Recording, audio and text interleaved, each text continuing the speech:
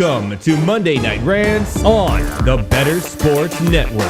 What is going on, everybody? Somebody has a case of the Mondays. Well, that's the way the cookie crumbles. And, well, Bob's your uncle. Rants on the Street with Thomas Stevens. Shout out to my producer, Tyler Heavy T. Soto. Boom.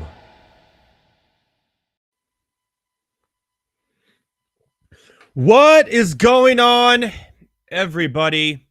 Welcome to Monday Night Rants on the Better Sports Network. Sorry for the late start. We use Restream here to stream on all your favorite social media platforms, and they're having some outages, so we had to wait until they were cleared before we can start again. So I hope I'm live out there to all of you. I'm not sure. So if you are out there, please go in the chat and tell me that you are out there. So I know that we are doing our show tonight, because we have a great, and I mean fantastic, show tonight, as always here on Monday Night Rants. Yeah, Heavy T, check the YouTube page and make sure we're live. Yep. Okay, there you go. We are live. We are back live. Okay, sorry about the technical difficulties. It wasn't us. It's the platform we use. Welcome to the internet. You can't always win all the time. But yes, welcome to Monday Night Rants on the Better Sports Network, on Fantasy Alarm, at Better Network, at Fantasy Alarm, and all your favorite social media platforms. As always, as I said, great show tonight, because tonight is Monday Night Football, the Broncos and the Bills. Yes. So we decided, instead of doing our normal show, we're going to bring back tonight a cult classic here on Monday Night Rants. And we are bringing back Heavy T's. That's right. My producer tonight is always behind the glass, wishing everyone love and good energy back there. Tyler Heavy T. Soto. We're bringing back his beloved game show, Make the Cut. That's right. And joining me tonight on Make the Cut will be fellow producers here on the Better Sports Network, Adam Bernard, Anthony Rivera, and Jared Moore. Woo! Are we going to have some fun trying to go backwards in time, year by year, in each category to try to not miss the cut, or get cut, if you will, during the show? That would be at top of the hour, so make sure you stay tuned for that. It's always lots of laughs and always lots of fun. Coming at the bottom of this hour, as I'm going to have to whip through the rant lines today really quickly because of the technical difficulties to get back on pace, but I will do it. I will do it. And always good segues as well. We will have Rants on the Street with Thomas Stevens. We'll discuss a little NBA, around the NBA, what's going on as well with him. And then to end the show out, Case of the Mondays, and then a very special Guillotine League eulogy from Heavy T. All right? So there you have it. All right, so right now it's currently 3-0 in this exciting game, but the Broncos are in the red zone, or close to that. They are in the red zone. And man, the Bills, I don't even know what to make this team anymore. They were on top of the world, and now they're at, like, I don't know, if they lose this game, it'll be 500. And they're not even currently in a playoff spot if it ended today. Ouch. Ouch, ouch, ouchie. Wow, Bills. Where are you? Other teams we thought were good, maybe the best team, we have to kind of hold back a little bit on them as well. More on that on the rant lines, which we'll get into right now. Everybody, welcome to this edition, the November 13th edition of the Rant Lines. I like that. Oh, poor Kirk Cousins. We had a really interesting day yesterday, and what a lot of people were saying, man, oh man, this weekend sucks. These games are terrible. I don't want to watch these. I don't want to bet them. I don't want to play them. And I'll tell you what, it was a wild Sunday. Great games all the way around. The Browns, the Texans, the Cardinals, the Lions, oh my, the Seahawks, all winning with field goals in the final play of their games. The most game-winning scores with no time remaining in the fourth quarter in a single week in 104 years. That's the history of the league. We had the most last play kicks ever. So what everyone thought was going to be a terrible day in the NFL ended up being, maybe not fantasy-wise or betting-wise, ended up being a fantastic day to watch. So shout out to all of that. What's been crazy 69.8% of all games so far within one score in the fourth quarter. That's right. Of all the games so far this season after 10 weeks, 69.8% of them within one score in the fourth quarter. Also, never been done in the history of the league. Crazy stuff there for sure. Speaking of crazy stuff, Rookie of the Year, check. Can we start talking about MVP possibly for CJ Stroud? Huh? Hear me out, right? Who was everybody really high on? Obviously, Mahomes was a favorite. Well, where has he been? Not playing his best football. Oh, Josh Allen. Dude's losing to the Denver Broncos right now. Monday Night Football hasn't looked good, right? Hurts hasn't looked that great. I mean, he's been serviceable. We thought, oh, Lamar Jackson's back to MVP Lamar Jackson. In comes CJ Stroud. CJ Stroud leads the NFL in passing yards. Huh? But Sam Howell leads the NFL in passing yards. Yeah, but he's played one more game and he only leads by 100. Realistically, it's CJ Stroud. He's in the top 10 in most statistical quarterback categories this year. And the good ones. As he leads the league in passing yards, and he has way less completions than the other people in the top 10 of passing yards. So his yards per catch, he's getting the ball downfield. And the dude only has 2 interceptions, which is the least among qualified quarterbacks. The dude is balling. He's balling at a really high completion rate. He's balling at a low turnover rate. And he's winning games over 500. And now that Jacksonville streak came to an end, looking like they have a chance to really win the division, which I said in the preseason. And there's a possibility if all these other quarterbacks, because it is a quarterback award, or else Tyreek Hill should probably have it. It's a possibility. Or McCaffrey, one could argue. You could argue that he deserves the right to be in the top 5 MVP voting conversation right now. And if he keeps on playing the way he is, possibly win it. So shout out to our boy, CJ Stroud. Woo! We're getting through them now, aren't we, people? Yes, we are. Who needs defense? Well, this game has a lot of defense, but not in the shootout in LA yesterday. The Lions no longer have the league's worst defense. That's right. They're playing much better. I believe that belongs to the Chargers now. Their defense couldn't stop anybody. Every drive down the field, Amon-Ra St. Brown, it went back and forth. The Chargers were just on the other end of that in time. They were always the ones trying to tie it instead of the ones trying to prevent the Denver from tying it. A lot of that has to do with the bad interception from Justin Herbert. I'm not going to lie. That took them into that part of the game, and it just went back and forth ever since, and the Chargers just couldn't do anything about it. Their defense terrible. And if Derwin James, who's one of the great Swiss Army knives, can play linebacker, can play on the line, can cover, can play safety. If he does make a play, he gets flagged for hitting too hard. It's like every game, right? That cost him. That was on 3rd down and long. So the Chargers have some problems, but man, I'll tell you what, even though the Chargers are losing these games and not looking good, shout out to Justin Herbert, who he just eclipsed Hall of Famer and current Monday night host along with me, Peyton Manning, for, well, most by a player in his first 4 NFL seasons. So he has the most passing yards in his first 4 NFL seasons. However, that doesn't translate to wins, as we saw yesterday. Also, Keenan Allen has 15 career games with at least 11 receptions. No one else has ever done in the league. So the offense is there. The defense sucks. And if they make one error, they have to punt once. And the Chargers are on the other end of a shootout almost every time. Now, on the other side of that, Detroit's offense looked fantastic. Their defense did not look good. But they have a tough road ahead of them.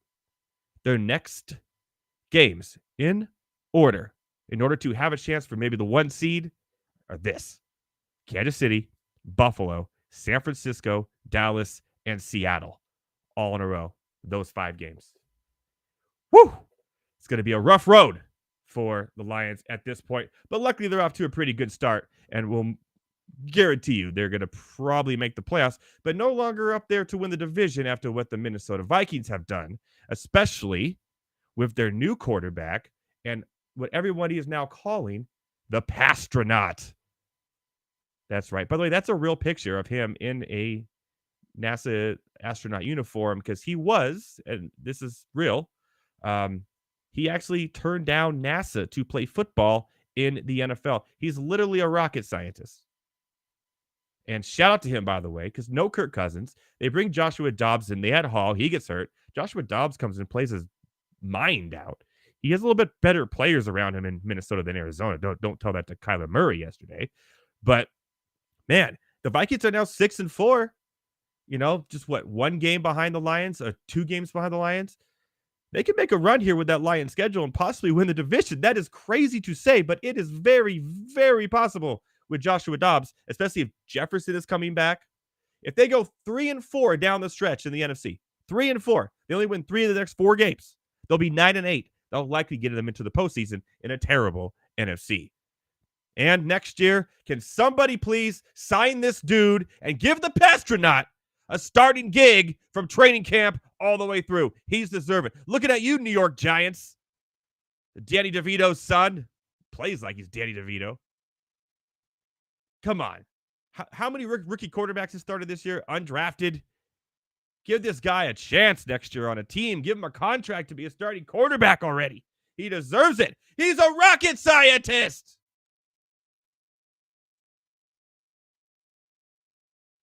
Shout out to Joshua Dobbs. Sorry for yelling at your heavy team. I was just saying this last week. I said, man, the Ravens could be the best team in the NFL. They really, really, really could. Lamar's playing at an MVP level. They're in first place in probably the toughest division in all of football in the AFC North. And then even through halftime yesterday, I was like, wow, man, that's a tough Browns defense, and they're giving it to them.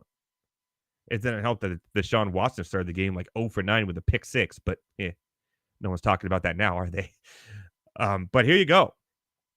Just when you thought Lamar Jackson was the MVP frontrunner, 2 bad interceptions. Just when you knew to take the under in this game between the Baltimore and Browns defenses. It's a guarantee the way unders have been hitting. Nah, just kidding. It went over. It was a shootout, and there was 2 defensive touchdowns, which is pretty crazy. Just when you knew the team with the best kicker in the league, Justin Tucker, has an advantage. Nah, he was outkicked by Dustin Hopkins. Yes. And just when you thought the Ravens may be that number 1 team, nope. The Browns are right at their heels. The Steelers are right at their heels. The Bengals, I don't know what happened to them yesterday. More on them later. But yeah, nevermore. I don't know who the best team in the NFL is right now on the AFC side. I couldn't tell you. I would have said it was the Bengals. Probably still the Chiefs, but they're not playing great football either. I have no idea. If you know, hit me up in the chat. Let me know. Say, I think this team's the best team in the AFC. Maybe I'll agree with you, or maybe I'll tell you to go kick rocks. I don't know. Find out later. Oh, we don't. Never more, I said. Not one more. Jesus, these people. The end of streaks yesterday. I'm getting a kick out of this one. The Jacksonville Jaguars had the longest winning streak in the NFL at 5 games, by the way. Now there's like 5 teams tied at 2 or something like that. I don't know. And they were absolutely annihilated by the 49ers. Absolutely annihilated by the 49ers. You're thinking, wow, Christian McCaffrey probably had, 1, 2, 3 touchdowns? Probably extending that streak from 17 to 18 games for a touchdown. Guess what? No touchdown for McCaffrey. The best part is, up by 31 points with 3 minutes left in the game on the goal line, Kyle Shanahan thought it was wise, I don't know why, to put McCaffrey in and give him the ball for 4 straight plays to try to extend that streak. Risk A, him getting hurt. Because if I'm Jacksonville, I haven't seen this dude in a quarter, and all of a sudden he's coming in the game. Gee, I wonder who the ball's going to. Come on now, Shanahan. Why are you putting your player in there for a chance to get hurt to break a record he's already tied to have? It's stupid. It's dumb. And he could have gotten hurt. Hey, he didn't even get it. You failed 4 times. You look even dumber. You look dumber against a second-string Jacksonville defense. At the end, though, when asked about it, McCaffrey said, yeah, I suck. Because everybody else on the team scored. Except for me. Stupid move by Shanahan. I don't agree with it. And I mean whatsoever there. Ooh, ouch. That hurt. Yeah, it's a picture of Derek Carr there. We're going to go over some injuries real quick that happened yesterday in the league. Derek Carr is obviously the one we want to talk about. It's a shoulder and concussion on the same play. So not only does he have to get his shoulder worked out, which is his throwing shoulder, by the way, he also has a concussion he has to get cleared by. And I know Jameis Winston came in and threw a touchdown to Olave, which it was lucky as hell.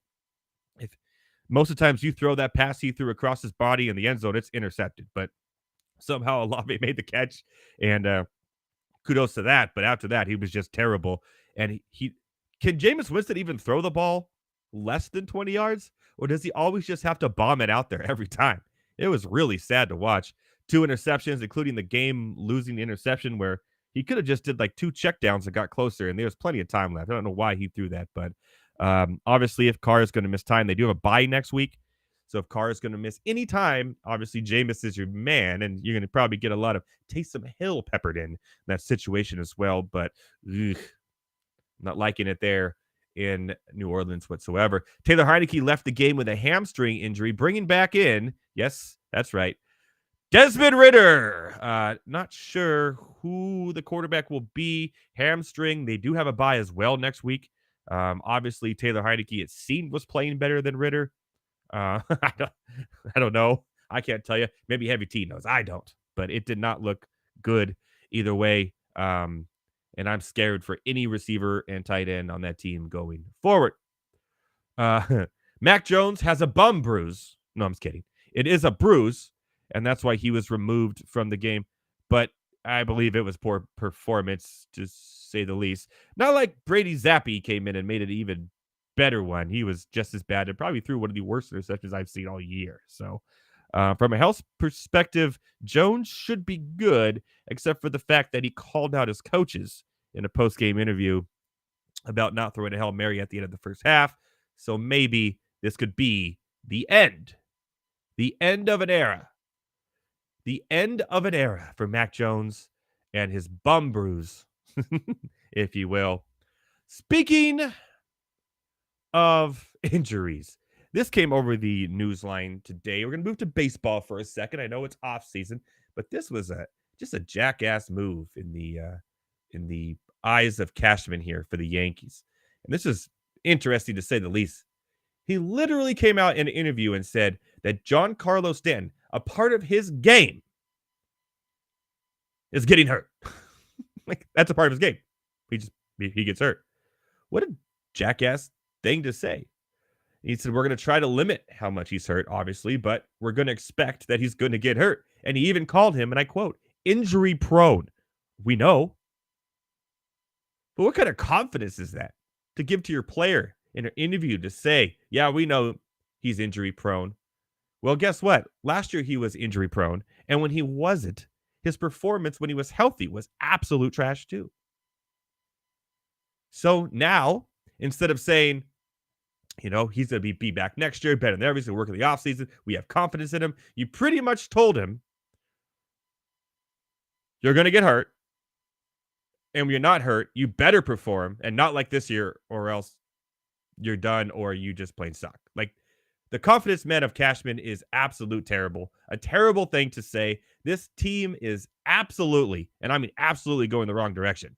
If they didn't make the playoffs this year, I don't see how they're going to get better. I don't think they're going to get Juan Soto. Oh, you're going to get Juan Soto. Juan Soto's going to make the difference. Juan Soto's going to take us to the World Series. Ask the Padres. How did that work out?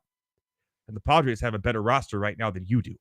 So, shh on that, Yankees fans. Yankees are going to be bad again next year, even if they got Juan Soto. because you get Juan Soto. You're not going to be able to get anyone else. Your pitching after Garrett Cole is absolutely terrible. You got rid of Jordan Montgomery. He was one of the best pitchers of the postseason. Oops. Half your pitchers are either on steroids or hitting women. Like, get out of here with this. Like, it's a terrible look. This is a terrible look. I like it. And if I'm a Yankees fan, I'm not yelling for them to get Juan Soto. I'm yelling for Cashman to shut the heck up about his players and give some confidence in them. Build a team, and not just trying to pay for one superstar to fix it. It's not how it works anymore. Ask the Rangers. Ask the Arizona Diamondbacks. Ask the Rays. Ask half the teams that were in the playoffs.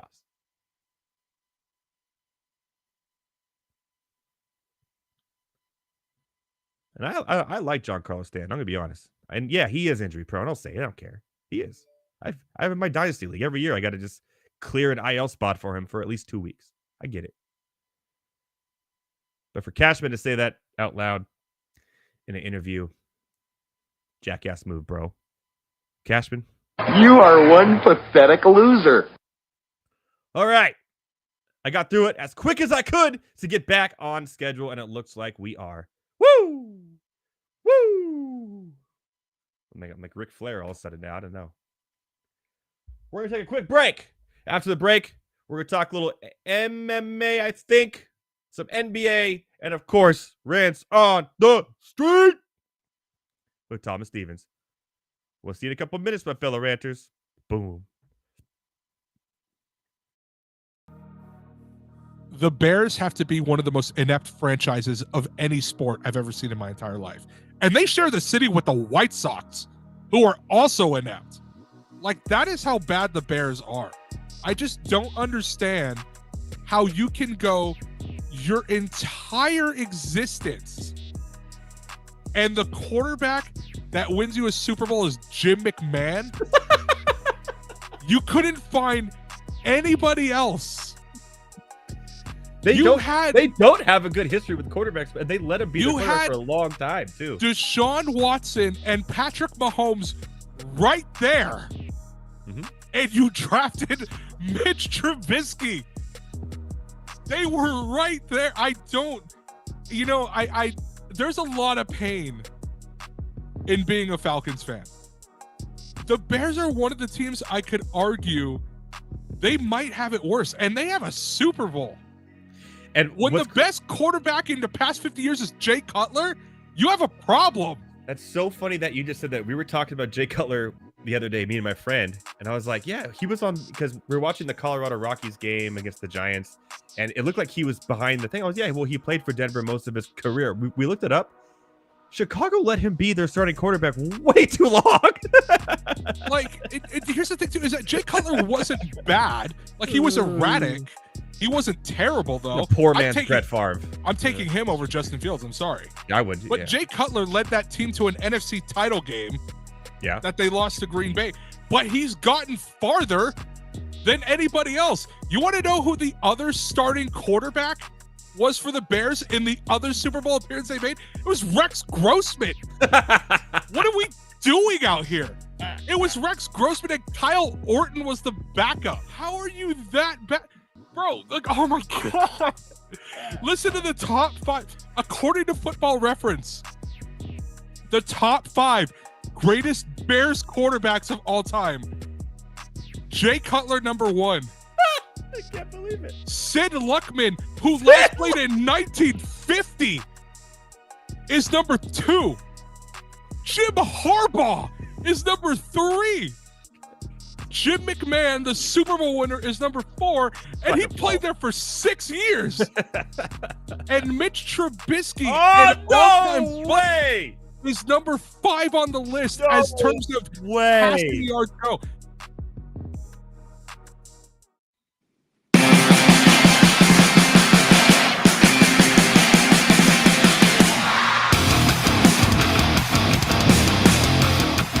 What is going on, everybody? Welcome back to Monday Night Rants. We got music! And I think we're streaming out there live. I think we are. I'm not sure. I can't even see how many people or anything like I normally can. It's just I'm pretty sure you are. I was just watching. Okay, good. On All right. YouTube. Yeah, so Cool. Yeah. I know I saw some chats come in. Someone said I'm looking good. So there you go. There you go. Hey, it's always nice to hear. I look pretty. I'm very energetic and looking good for someone who just spent 5 days in Vegas. I'll tell you that. That's a Most fact. people after 5 days in Vegas are like, oh, shit. I'm surprised you didn't go, man. I thought you were just sleeping. I took it easy on Saturday. I had like a lighter day. I didn't. Wow, you took it easy on UFC, huh? Well, I actually didn't do UFC. Okay. Well, they were showing it. We watched a little bit of it, but I was more into the USC Oregon game. Yeah. By the way, I absolutely crushed Betty. Oh my goodness, man! I was on everything. I got up early. I went to the Tap, which is in MGM Grand. Got myself a seat at the bar where they have all the TVs. It was right outside. Is the sports? Yeah, the sports book's right there. Yeah. All my tickets and all my research, everything. And man, I crushed. Nice. Like, it's always nice to go to Vegas and crush a sports book. Yeah. Now I had a few buddies there. They were doing their 5-7 game parlays. Of course, none of them did. No. You know, they're just straights. I just tried to get majority win. I ended up with like I think like almost 80%. Yeah, no, I mean that's the way to do it. But if you end up profitable, 100%. So what you lose too, you know. If you do, a volume, then you're gonna profit. Yeah, and then my other buddy was still there, and we left earlier. So I bet a bunch of NFL yesterday. Gave him my tickets so he could Venmo me. You know, really, I won some of those as well. So I had a pretty good week. I completely forgot you were there. I saw your text message, and then I'm just remembering right now. I learned how to play craps. That was cool. Craps is fun. I played some blackjack. Did a few slots. Not really my thing. Every once in a while, I'll be walking by. I'll see one that I like. Feels good. I like the ones that say last win 0. Because that means someone just left. There's a chance. You got to look, because if you look at it says last win and there's money amount, chances, I mean, you got to think like that just paid out. Like, what are we gonna do it again? You know, so a little bit of strategy there, but not really. I just going $5, and I always max bet it out like one. You got to max bet. Not, right? Yeah. If you're doing the littlest one, dude, it's so hard. Yeah. I mean, it's dude, do I want to sit there? Switch it up. Do I want to sit there doing minimum bet at 1 cent just to be unsatisfied after 2 hours? Yeah, and then you finally win. Let's just get it over with in 30 seconds, shall we? Max bet. I got shit to do. Yep. But it was fun though. Everyone had a good time. Nice, man. It was cool. I saw Shin Lim, the magician. It was amazing. Oh. I recommend that if you go to Shin Lim and Colin Cloud. He's like a mentalist too that's with him. It's absolutely entertaining and a lot of fun. For sure. Check that out. Let's do it. Shout out to Shin Lim, baby. If you're watching, I got you. We gotta get him to watch us. I got you. But yeah, so UFC, I just we watched a little bit of it. Every 295, by the way, every fight I think in the main event were knockouts, if I believe. I don't believe any one of them went to the distance. No real surprises going over it either. I was able to watch the Matt Frivola fight. He got his ass kicked. But then after that, we were kind of going around watching college football and stuff. And then we saw a little bit of the Pierre fight. Obviously, he won. Kind of a rematch that I think he deserved to win. And obviously, going to fight for a title again. I think Aspinall should be fighting for a title again as well. That was my shocker. A little bit. I mean, it looked like I definitely saw the pathway for Aspinall. You know, like it's not like too much of a shocker, because when you have two heavyweights, and especially one with the skill that Tom does have, it could happen. But I thought Pavlovich had it, man. I thought he was. I had him on the money. Like I had him. I did a lot of tape, a lot of research, and I was definitely wrong. But Aspinall, I mean, the thing about Aspinall is like he catches you. You know, he's so fast on his combos. He's very you don't see that in the heavyweight. So again, I didn't see the fight. I just know what kind of fighter it is. So when I saw he won, but I'm not really surprised actually. It happened the way that he deserves a shot, I think, and I think he's going to get it. And I will say, look, I'm all for Aspinall having the interim belt. I mean, I like Aspinall, so I don't mind it. It's a weak division anyways. So is it technically an interim belt? I guess it is, right? No. I don't think John Jones is ever coming back.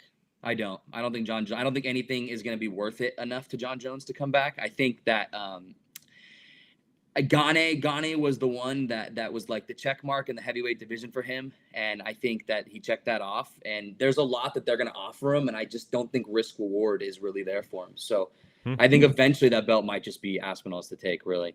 Maybe he'll go fight Nagano in the baddest man alive. I feel like I honestly could see that more than I can him making a return. And make a ton of money. That is, they do make a ton of money. I'm really looking forward to, and hopefully we get all the fighters there. The last main event of the year in 296, Edwards Covington. Yeah. It's a close. The odds are already out, obviously, and it's closer than I thought, with Edwards only being minus 125 and Covington 105. I really like Edwards.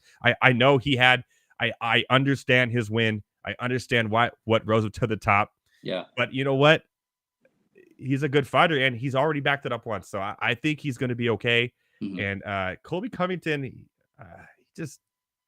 he's good when he wants to be. And he's a bad man. Don't get me wrong. But he just seems to wear down quickly in all of his fights. Yeah, for sure. I definitely think like Leon's the easy answer, and I'm on Leon. I think Leon wins. I think the age, that everything like that plays a factor. He has a kick. No, yeah, 100%. Yeah. My only worry with that fight is just the style of Colby Covington is very matchable to Leon Edwards. A little bit, yeah. Yeah, and it's like it's interesting. And being a vet. I'll definitely be sprinkling, honestly, on Colby Covington. 100%. If it goes past 3, though, he's gonna be a little bit of trouble, I think. That's my thing. I think that if Colby's gonna do it, it's gonna be off of something that is a Joe Rogan, oh my God moment. And you know what I mean? Nobody saw it coming, and he gets it done in the first 2 rounds, maybe the 3rd round. But the gas tank will go. He's old, man. He's been around. Colby Covington. Colby Covington's been around, man. So I know. But then also another title bout with Pantoja and Rival. Now, the odds are a little bit not in the favor of Brandon here. But, this is going to be a really scrappy fight. Obviously, Pantoja clearly the favorite and should win. But you never know, especially since it's a number 4 challenger, not a 1 or 1, 2, or 3. Yeah. That's what odds are so split. But I may sprinkle just a little money because I've seen Pantoja have a little bit of problems before, especially early on, until he gets it together. So, I mean, we'll talk about this fight more when it comes up. We're going a month ahead. So let's move on. I just want to say I'm really excited about this and why everybody else is going to get excited about this fight. The 5'6" in the welterweight with Stephen Thompson, who's a beast, and Rakhmonov is going to be a great fight and probably the best fight of the night. We'll talk about it more, but why everybody in the world and around the world will be watching. Paddy Pimblett is back, baby. He's fighting. Oh God, no way. Yes, he's fighting the ageless wonder Tony Ferguson. Oh, he's already a minus 325 favorite. And then the other Irishman, Gary, will be fighting Luque, also a 258 favorite. We'll be talking about it more as it comes. Gary's a badass. Fight in Ireland. No, it's at T-Mobile, but both Irish fighters are fighting. Well, no, wait, Pimblett's from England, I guess. Yeah. He's not really Irish, but he looks Irish. I can't stand him. Dude, I can't. How many times he's ruined my DraftKings lineup? Yeah, I had that haircut when I was like in 5th grade, where they just put the bowl over your head and just trim everything. I guess around, when you got money like that, who cares, dude? They don't care. I would think his stylist would say something, but yeah. But we're looking forward to 296, and when that week comes, Thomas and me, and maybe we can bring on a guest, but we'll have all of our top bets, DFS lineups, all that good stuff. To get you to win. I was just 295 with John Jones dropping out was so disappointing. I wanted to get hyped for 296. Real quick before I get to the rants on the street, I do kind of want to talk about the NBA with you real quick. Yeah, let's do it. Let me pull it up. I got like a billion tabs here. There it is. Just a quick rundown. Surprise teams, what we're right about, what we're wrong about. What I was right about, I'm going to say it right now, and you kind of agree with me. The Milwaukee Bucks struggling from the gate with this new tandem. If you will, they're currently sitting the A spot 5-4, lost 2 in a row now, and just not meshing. But you can see the signs. You can see that it's going to happen. Just when is the question, because you got the Pacers who are hot, you got Atlanta Hawks, Orlando Magic who are still above 500, and of course the 76ers who we said it's either going to be all or nothing, right? Well, they decided to go all, my friend, and they're leading the NBA right now at 8-1. And Maxey is it. He is him. I will say that right now. James Harden, who? More on that later. So do you what's the most surprise team here? Is it Minnesota? Is it Houston at 6-3? Dude, honestly, it's hard. Minnesota's interesting, right? Like, I definitely want to give it to Minnesota. I don't even think I said Minnesota's name this offseason. Yeah, they're kind of quiet, very quiet, but they team, kept what they had. You know what I mean? And what they have is good. But the biggest thing with Minnesota has been Anthony Edwards. You know, I expected a leap, but this leap is, this is a leap. Like, he could be the best player in the NBA, 100%. Yeah. That dude did not need Rapunzel's hair. He just jumped up and got it. You know what I mean? Yeah. He's a baller, man. He's a baller. So I do want to give a little shout out to the Mavericks. The Mavericks, what they did in the offseason, they're doing really good. That's kind of, the Rockets are a surprise, but I expect the Rockets to fall off. The Rockets are my Utah Jazz of last year. They're gonna. I do think they're a little better, a little deeper, but I do expect once Phoenix gets healthy, figures things out, the Kings get Fox back. Jamal Murray comes back to the Nuggets. Everything, the Lakers get a little bit more healthy. When stuff comes back to the West, I don't see Houston continuing to have a winning record at all. Maybe a play-in team, though. Maybe a play-in team. Phoenix and the Clippers are struggling right now. Yeah, dude. I don't know. The Clippers, I don't have as a surprise because they traded for Harden. So what I said in the offseason doesn't add up to right now because it's a completely different team. So. Make sure you stay for a very special edition of Case of the Mondays later. I will. But I will say though, I love how even the NBA is right now. It is awesome to see so many teams genuinely have a chance to go win a championship. Because for a long time it wasn't like that. So it's dope. It's dope. You know what's an interesting team before we go to the Rants on the Street and we'll rapid fire, which is probably a good thing because sometimes we go on tangents in the middle of it anyway. The Golden State Warriors, they're 6-5, but I saw a crazy stat that they're the only team with only one player to average over double digits. Wow. And it's just Steph Curry. Over 20 points, I believe, a game. The only team. And it's just Steph Curry. That's it. And he's done it a league high 11 times. And Wiggins has been really struggling. Really struggling. Yeah, and Draymond Green can't shoot anyways. Plays And bad shot selection. Trey Thompson's, after all of his injuries, he's really only a 3 or nothing guy. And if he's cold, he's cold. Not going to score points. The shot selection is terrible. You don't have much off the bench. Yeah, no, you don't. So I don't think I'm a little lower on them now, going through a full season at this, that possibly, just possibly, they're going to be in that 8, 9, 10 range. It's going to be tough, especially with some of these other teams getting better. But luckily, they're in the West. Where there's clearly a gap between the teams that should go and not. We're in the East. It's anyone's game right now, really. For sure. It's going to be surprising. All right. Well, I'm sure we'll have more NBA the rant lines. Let's get the rant lines. Sorry. Already did those, people. Sorry. Go back and watch the on demand if you want to catch those. But let's go to Rants on the Street. We're going to start in the NBA world for a couple of them. Number one, this is interesting. We don't think we've ever done this, but start, cut, and bench. The 3 players we're going to be start, cutting, and benching. I like this. I like this. LaMelo, Tyrese Halliburton, and Shea. Start Shea, bench Halliburton, cut That's LaMelo. Exactly mine. We don't even have to spend more time on that if you don't want to. I want the 2 people that are on the court. Yeah. True. And Halliburton had a hell of a game the other day. Shai is very consistent, never hurt.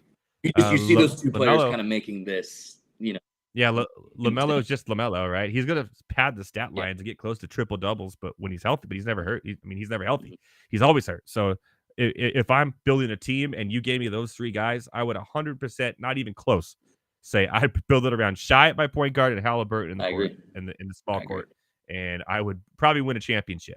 100%. That front court's insane.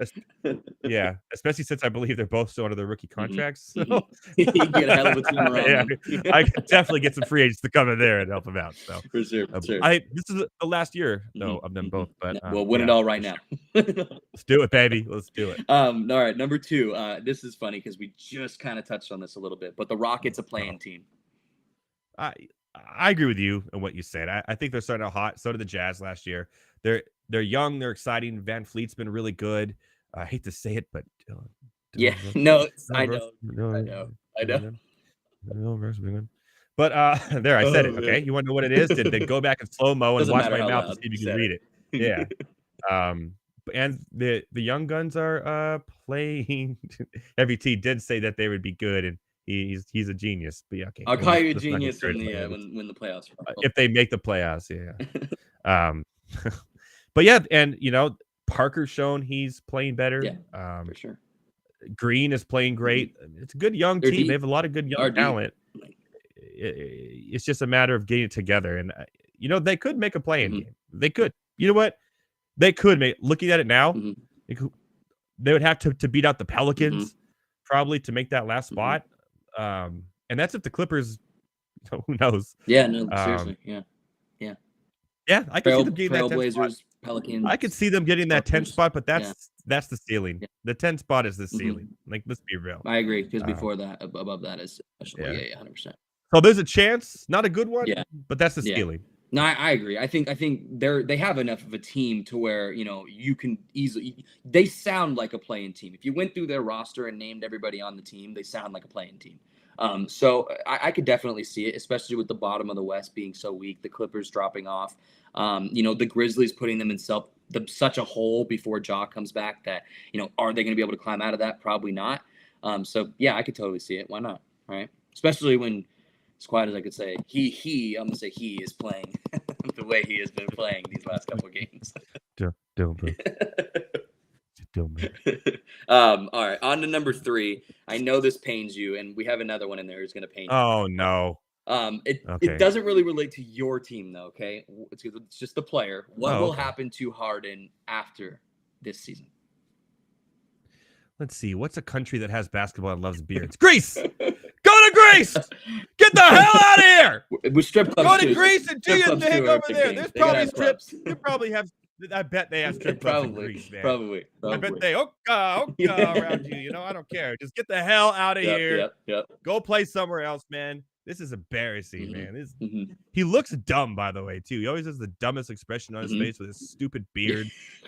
I just say he always looks like he doesn't know where he is at any given moment. Yeah. And the way he's playing, I don't think he does. It's rough. But it's yeah. When this happened, I texted you. I hate this more than I hate anything in my life. Like I hate this. No, more you than knew, man. You said it before it happened. Before it happened, you called it out. Yeah. Yeah. No, I like war more than I love James Harden playing basketball on my team. Like, and I hate war. Like, yeah, man. No, I agree. I think I have 5 words to say, and it's get ready to learn Chinese, man. I mean, that's the only thing I could say. I think he's horrible. I think I expected the Clippers to be a worse team when they got this together. I didn't expect it to look like this. I didn't expect him to look like this. The clip I saw last night, he gets the ball, shoots a 3, air balls, gets it back, gets blocked, ends up on the floor. I mean, it looks horrible. They're taking Russell, and this pains me to say, they're taking Russell Westbrook out of the game for him, and that is a horrible move. Horrible move in that point of the game. It's terrible. So I think he get ready to learn Chinese. You're gonna go play with Dwight Howard. Like I said, stay tuned because I have a very special stat for you on Taste of the Mondays that you're going to love, and it is not. It's not a good one. I feel you. we'll get off it. Dude. If someone told me for like you have 2 choices, either this is gonna go off the rails. Let's see. I don't want to bring up anything too controversial, so tread lightly. Yeah. If someone told me that I would have to listen to Bad Blood by Taylor Swift for the rest of my life, and it's the only song I could ever listen to, and every time I went in the car or turned on the radio, it was that. Every time I turned on the TV, it was that song that you heard the rest of my life. But James Harden would go to Greece and play basketball.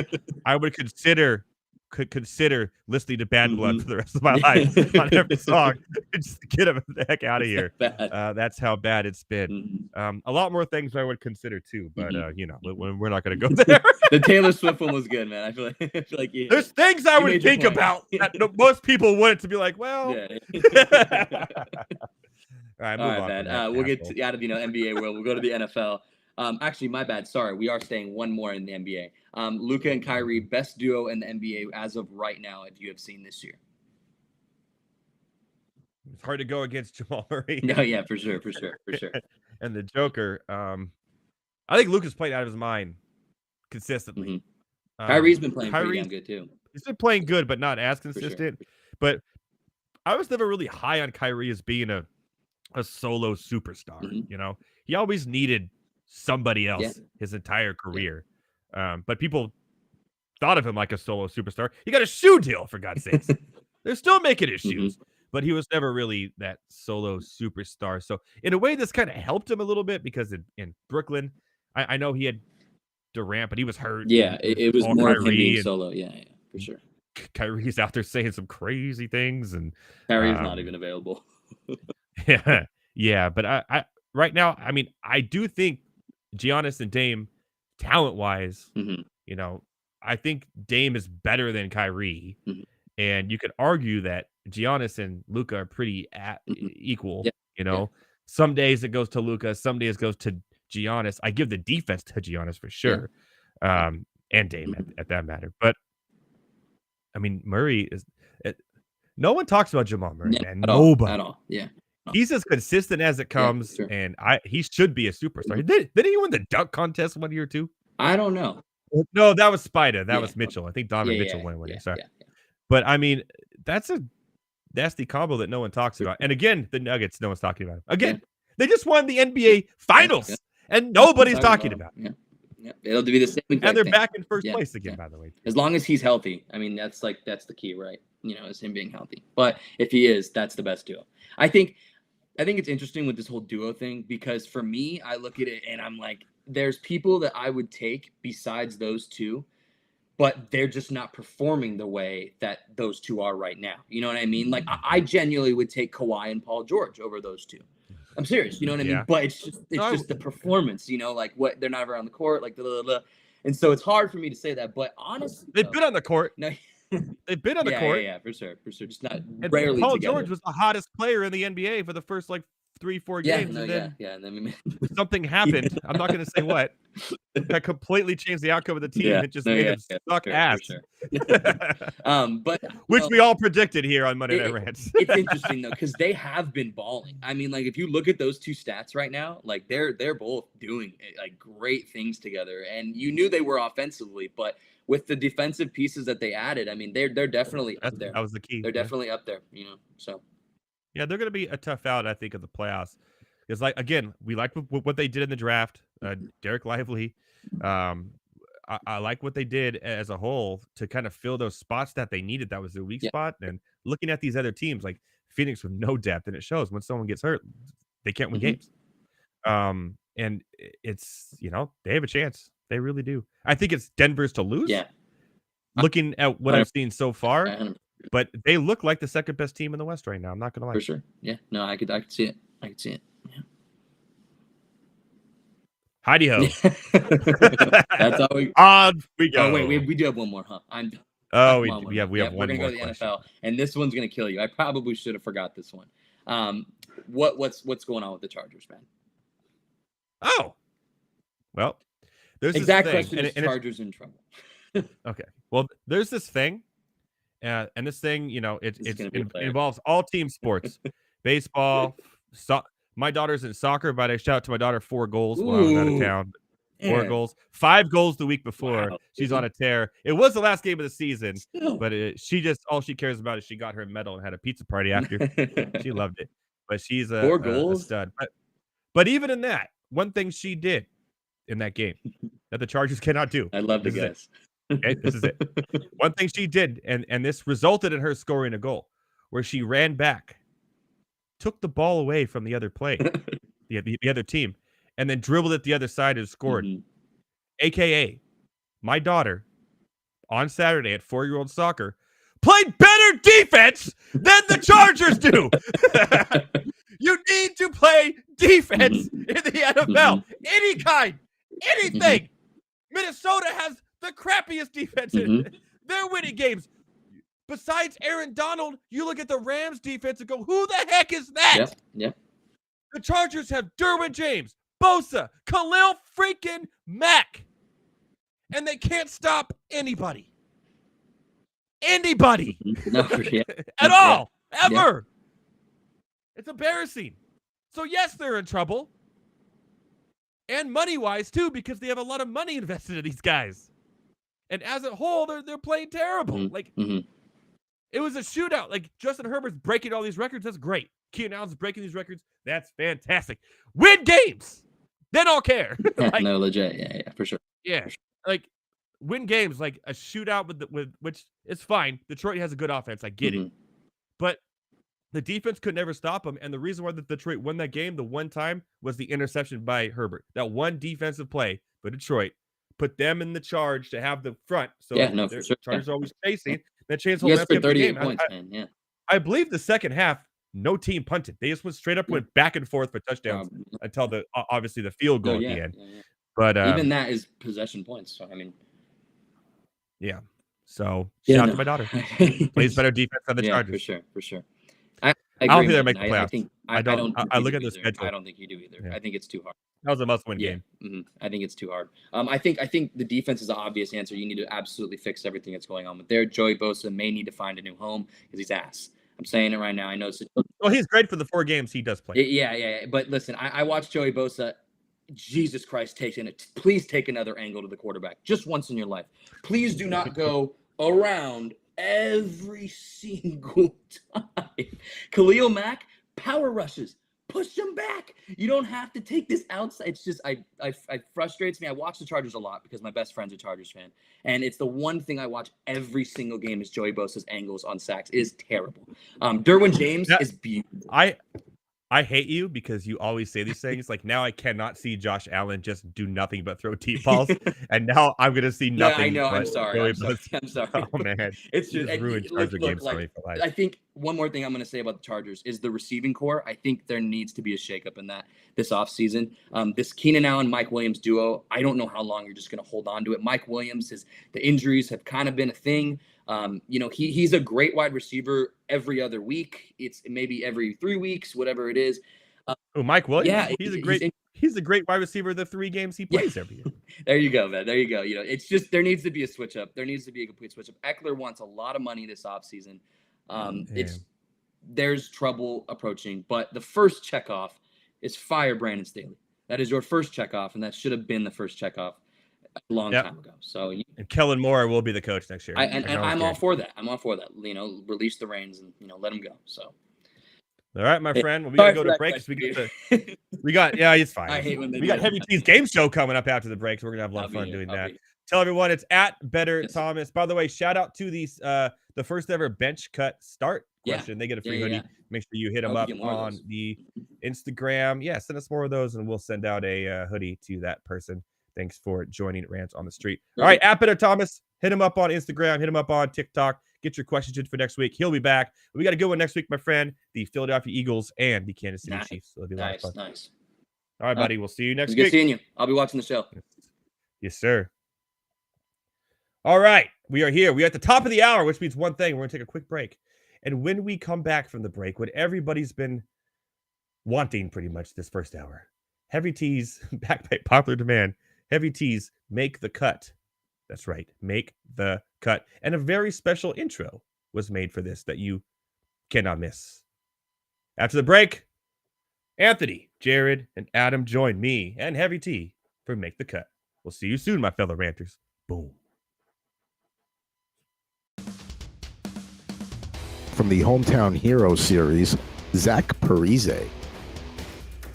That is a very nice card, and that's one I'll probably have to organize a little trade ski with you, because I would actually like that card.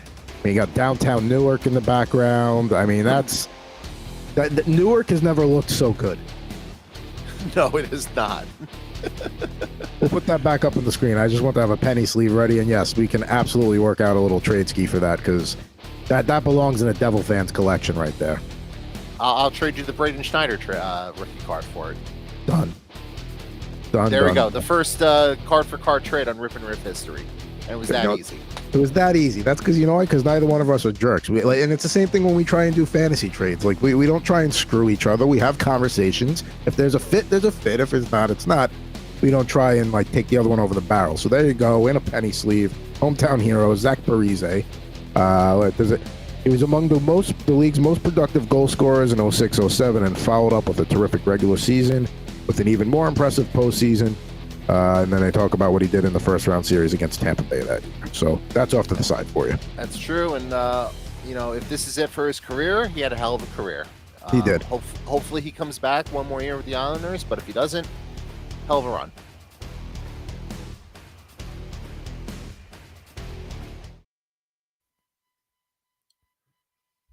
What is going on, everybody? Welcome back to Monday Night Rants. I know we had the technical difficulties earlier with Restream and all that, and hopefully you're still out there. I don't see the normal thing I normally see, so hopefully you're out there. I can't see some chat, though, so feel free to ask questions and do what you normally do on a good old-fashioned Monday night. 15-8 currently, the Broncos against the Bills at halftime, or just the start of the third quarter here. Josh Allen did throw a touchdown to Kincaid. So Kincaid now, that's 2 weeks in a row for him, by the way. And Russell Wilson threw a touchdown to Cortland Sutton. I'm not sure how we got 15-8. I'm assuming a 2-point conversion and a missed field goal somewhere, but who knows? But because we were looking forward to this game so much this week, we decided we were going to bring back a classic. That's right. Heavy T's make the cut. If you remember how it's played, I'll let Heavy T explain it to you. But let's bring everybody on right now. We got Adam, Anthony, Jared, me. I'm going to play as well. I'll probably get last. These guys are way more smart when it comes to stuff than me. Trust me. And Heavy T. And let's get this going here. Here's the intro. Everybody, how do I do this? Okay, here we go. Everybody, make the cut. Time for everyone's favorite game show.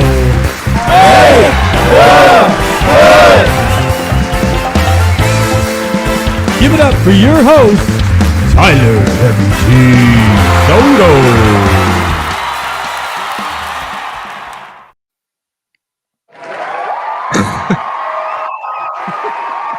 So cheesy. Love the hat. Love the hat. Oh, the hat is amazing, dude. It's the best. It's hat. funny. It's a big hat. Yeah, exactly. If you remember that old SNL skit, it's a big hat. It's hilarious. But Thank you. dude, That's the easily. joke. Thank you. Easily the best $20 I've ever spent in my entire life. It's Oh, amazing. I can think of better $20 you could spend, like a Taco Bell drive-through at 1:30 in the morning after you bust that's out of fair. another poker tournament. But that's neither here nor there. $20 That a sounds Taco very Bell. too personal there, Jared. Yeah, that definitely didn't happen to me last night. But we don't need to get into my degenerate gambling habits. Should we introduce everyone? I want to know why Mr. Pucking Thoughts over there's wearing a Chargers I'm jersey sucking up to right the now. host. That's all. Any edge I can get. But I really should be sucking up to Heavy T. So it was a swing and a miss.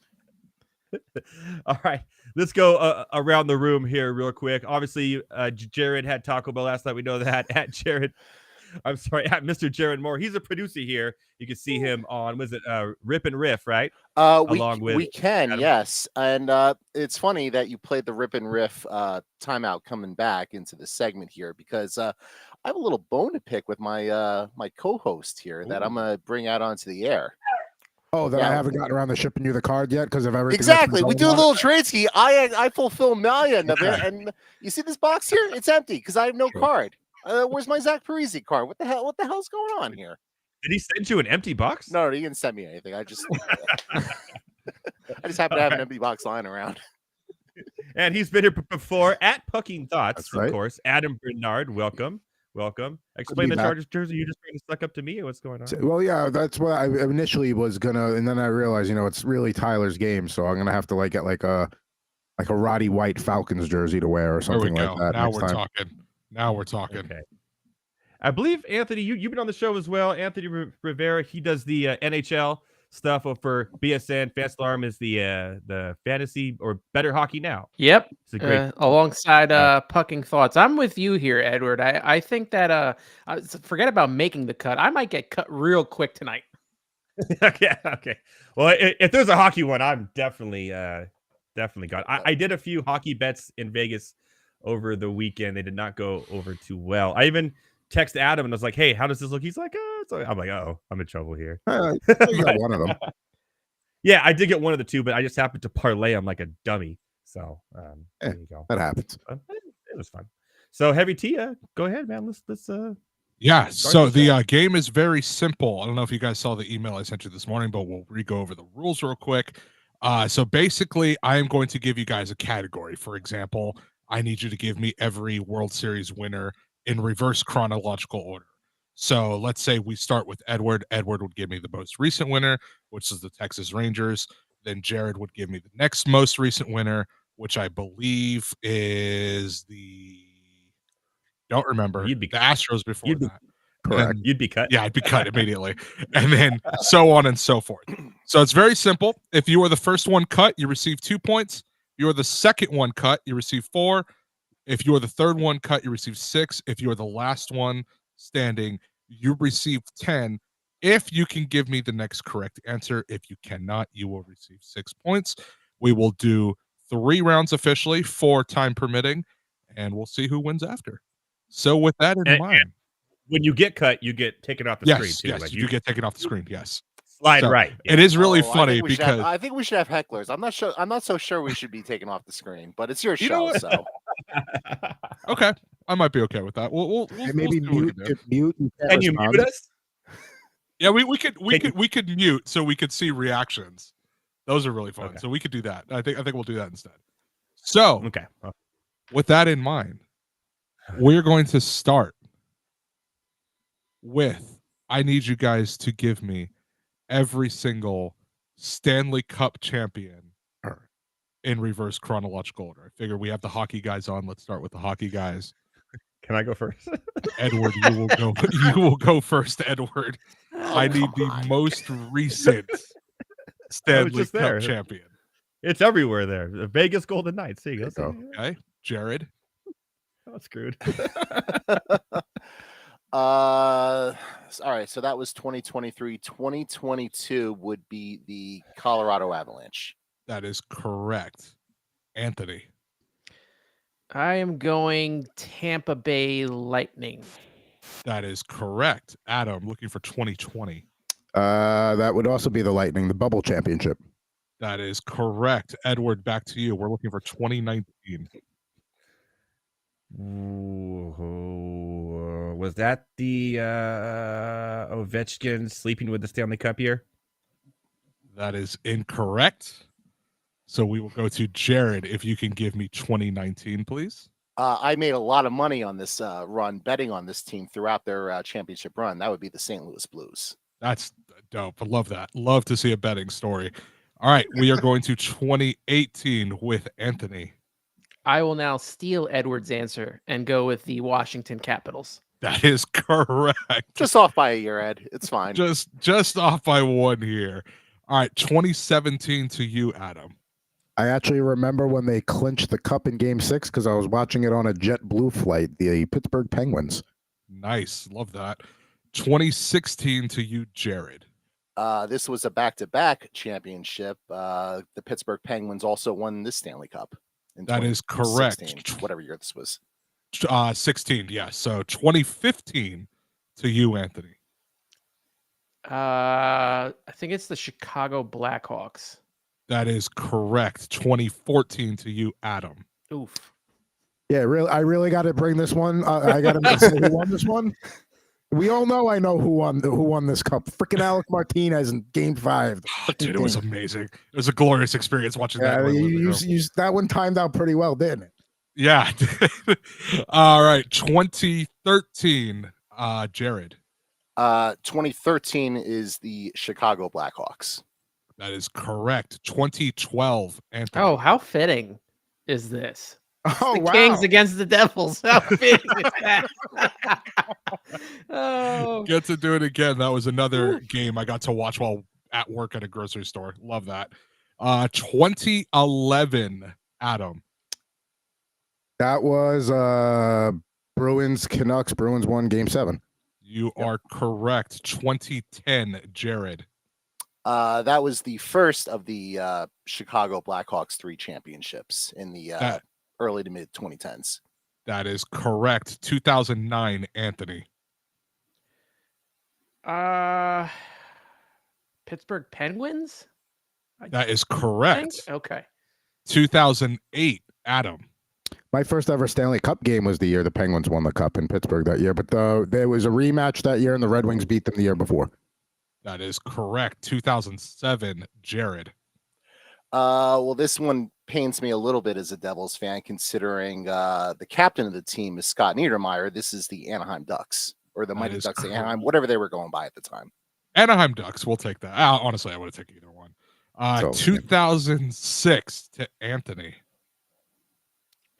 I think this was the first cup back after the lockout. So I'm going to go the Carolina Hurricanes. You are correct on both answers. So we're going to skip 2005, 2004, Adam. That was the first Tampa Bay Lightning championship. All right. We're on a roll here. 2003, Jared. I'm going to cheat on this one. Give me 1 second. New Jersey Devils. Absolutely love that. 2002, Anthony. 2002.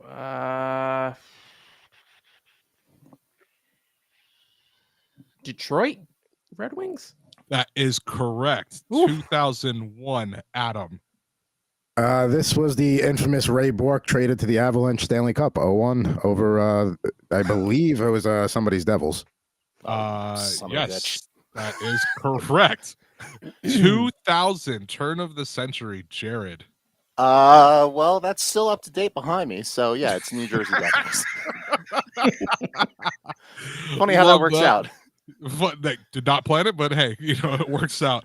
1999, Anthony. The Dallas Stars. That is correct. Skate in the crease. 1998, Adam. Red Wings.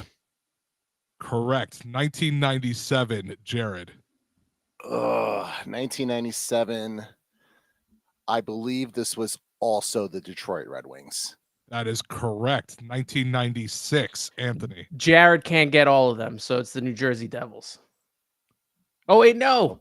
No. That is incorrect. 1996, Adam. So you set it up for Jared to get all of them because this is the Colorado Avalanche. So that is correct. 1995, Jared. All right, the last gimme from me here. Yep, checks out. New Jersey Devils, 1995. That is so ironic, Adam. I've actually penned down. I love that. 1994, Adam. this makes up for your 2014 stunt. And hopefully I see another one and it doesn't take another 54 years, but the New York Rangers. That is correct. 1993, Jared. I believe this is the last cup won by a Canadian team, the Montreal Canadiens. That is correct, beating Gretzky and the Kings. Unfortunate, but it is the way it is. 1992, Adam. Penguins. That is correct. 1991, Jared. Oh boy, this is where we're getting into dicey territory. I think 91 was also Penguins. That is correct. 1990, Adam. Edmonton Oilers. The one without Wayne Gretzky. That is correct. 1989, Jared. 1989 was the Calgary Flames. That is correct. 1988, Adam. Gretzky's last cup. 88 Oilers. That is correct. 1987, Jared. Yeah, we're at the point now where I'm basically just throwing darts. So I know they won a ton of them in the 80s. So I'm going to say they went back to back, Edmonton Oilers. That is correct. 1986, Adam. Patrick Waugh's first Stanley Cup, Montreal Canadiens. 1985, Jared.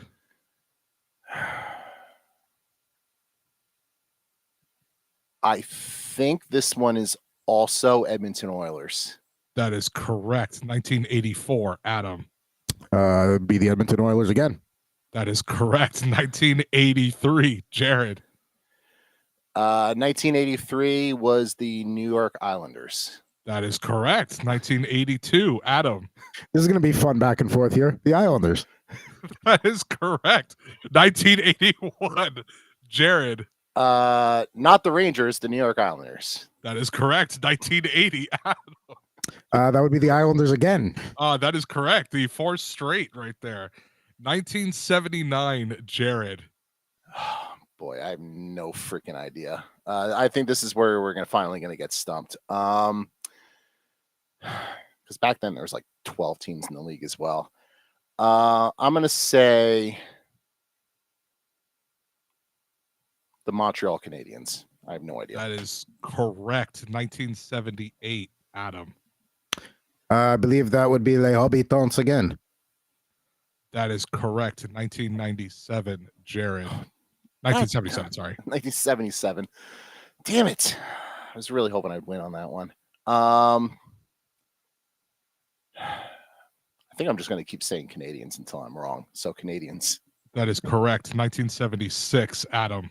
I'm going to go with that strategy because it's correct here. The Canadians. That is correct. 1975, Jared.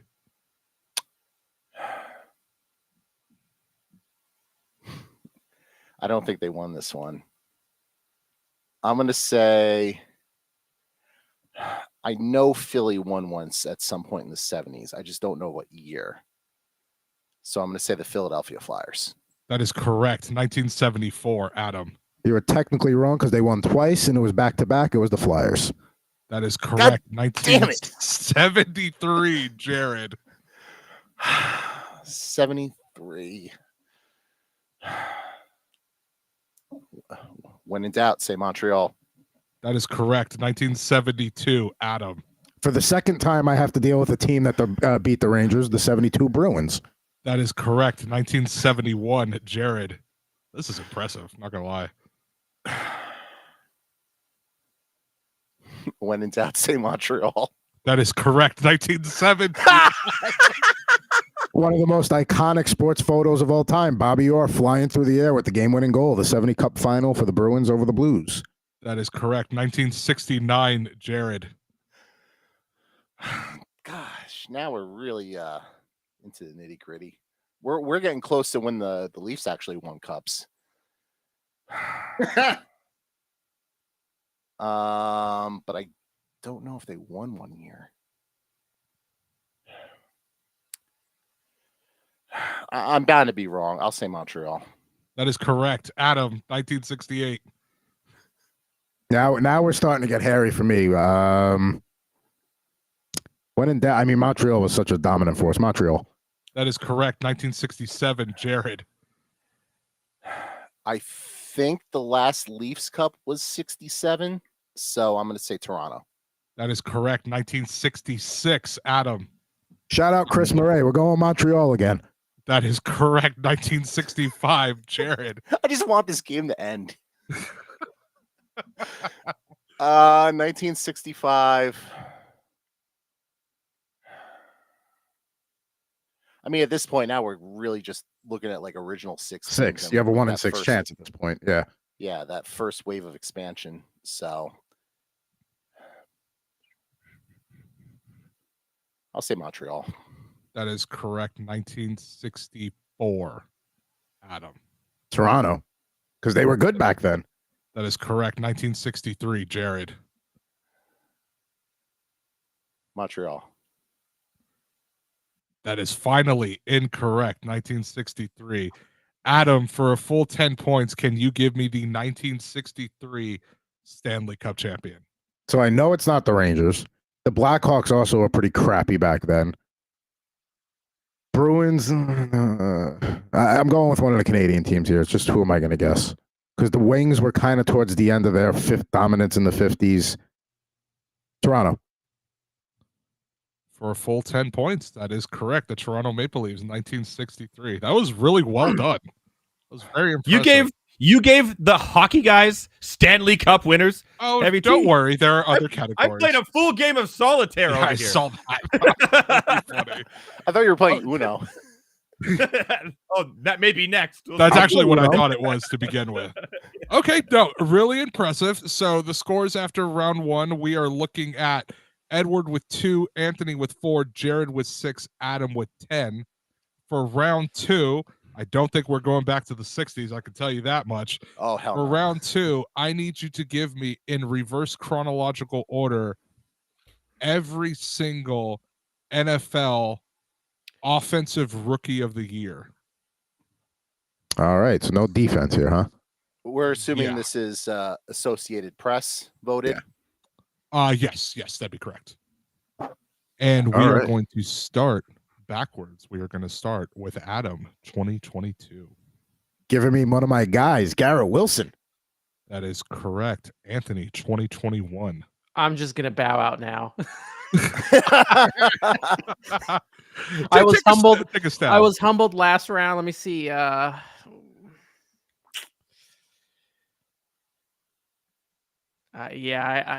Take a guess.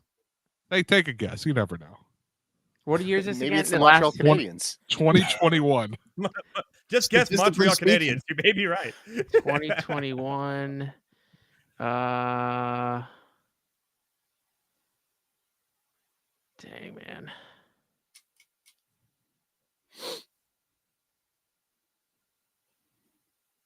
I got nothing, fellas. All right. Tapping out. I'm sorry. No, you're good, man. We will give you 2 points for that. Last time on the MLB World Series, I was out after the year before I lost. So don't feel bad. 2021 Offensive Rookie of the Year, Jared. That was Jamar Chase. That is correct. 2020, Edward. If I get this wrong, I'd be fired from fandom for the rest of my life. Justin Herbert. That is correct. 2019, Adam. Well, fun fact about this is that because the trophy was so close to the size of the recipient that year, they actually had to shrink it down a little bit. So Kyler Murray. Oh, that's big. 2018, Jared. I think this was Saquon Barkley. That is correct. 2017, Edward. I maybe join Anthony. Did Alvin Kamara win Rookie of the Year? I don't know if he did or not. I think he did. Is that a final answer? Yeah. That is correct. Ooh. 2016, Adam. I was hoping Ed would pass because I knew there was Kamara. Now I'm a little. So who's around? That I'm trying to remember Daxia? who's drafted in these years. Was that Daxia? Yeah, I know. It's tough. Dak Prescott. Is that a final answer? I will make that a final answer. That is correct. 2015, Jared. I don't even know this one. Join the club. I don't think I know this one. I hope you do. Oh boy, 2015. Ooh, no. 2015. This was before like that whole Josh Allen wave of quarterbacks. Oh, But this was after. No, this was before Goff and Wentz that year. 2015. I can't remember who went number one overall. It's got to be like a stud receiver or something because I can't think of a quarterback. So what stud receiver's been in the league for a while? I mean, total shot in the dark. Probably wrong on this one. I'm going to say DeAndre Hopkins. That is incorrect. 2015, Edward. it's one of two. It's one of two. And I don't remember the years, but I know they went back to back. I don't know. I don't know what happens with the Blues. It's so random. This has happened. I updated my Mac, and every once in a while when I make hand gestures, things happen. I've had balloons, random thumbs up bubbles. I don't know what is going on. But I'm going to go 50-50 shot. It's either one of these two, which I hope you may know the other one there, Adam, is I think I'm wrong. Is this Todd Gurley? Is that a final answer? Yes. Todd Gurley is correct. 2014, Adam. And that one's the other one. Now, Then I'm going off of Jared's theory of a stud receiver around this time, was this Odell Beckham Jr.'s year? That is correct. 2013, Edward.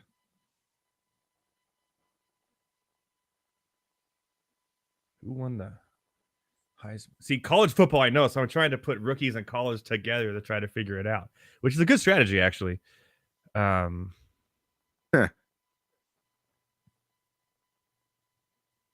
Oh, I'm between two people too. I think. Oh, big fat Eddie Lacy, baby. That is correct. 2012. 2012, Adam. Oh, so you call a running back big and fat, but I make a joke about a quarterback's height being a little too much. That's not okay. All right, I get it. That's fair. That's fair. Oh shit, I don't know. So before Eddie Lacy, so it was what, 2012? 2012.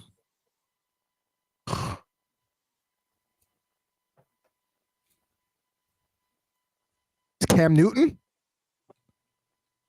That is incorrect. Edward, for the full 10. I finally got one. For the full 10, can you give me the 2012 Offensive Rookie of the Year? Why, yes, I can, Heavy T. His name is Robert Griffin III. That is correct. Well done. I'm retiring, guys. Enjoy the rest of the night. I'm leaving. Well done. That's the first time I've won a round. All right. Okay, so we are looking at the scores. We have Edward with 12, Jared with 10, Anthony with 8, and Adam with 16. We will do one more round. It is still anyone's game. So what I need from you guys, and we're going to start back at the top. So we're going to start with Edward.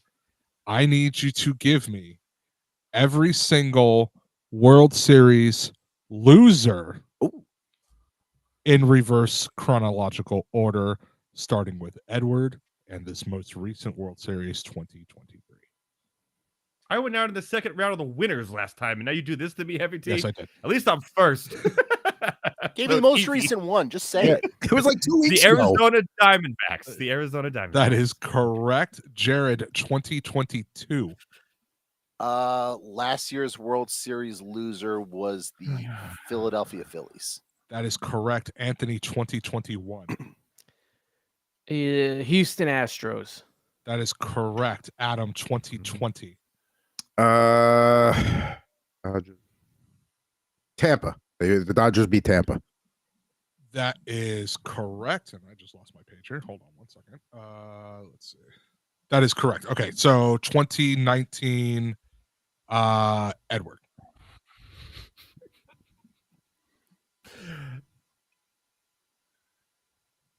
I know the Dodgers lost like a couple in a row around this time. Because my mom's a Dodgers fan. I had to hear her talk about it a lot. What year again? Sorry. This is 2019. That was the year before the pandemic. That's after I moved into my new house. The Nationals won that year. Who did they play? Oh, they didn't play the Dodgers, so it had to be the Astros. That is correct. 2018, Jared. 2018 was one of the ones the Dodgers lost. They lost to the Red Sox. That is correct. 2017, Anthony. Dodgers lose to the Astros. That is correct. 2016, Adam. The Cubs beat Cleveland. That is correct. 2015, Edward. I love how you guys are telling me who won too. Thank you for that, by the way. That's how I remember that. I don't even know who won this World Series, what I was doing this year. I think it was one of the Giants years around this time.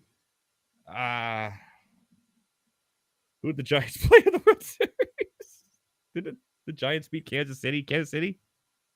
That is incorrect. So we're going to go 2015 to Jared. Kansas City won that World Series. They beat the New York Mets. That is correct. Edward, 1 year off. We're going to go 2014. Anthony. That is the Kansas City loss to the Giants. That is correct. 2013, Adam. Boston beat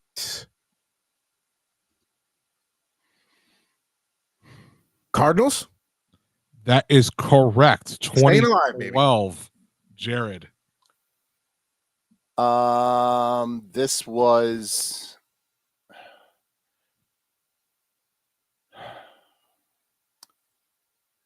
I think this was the Detroit Tigers losing to the Giants.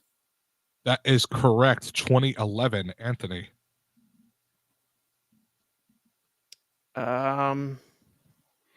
I am going to 2011.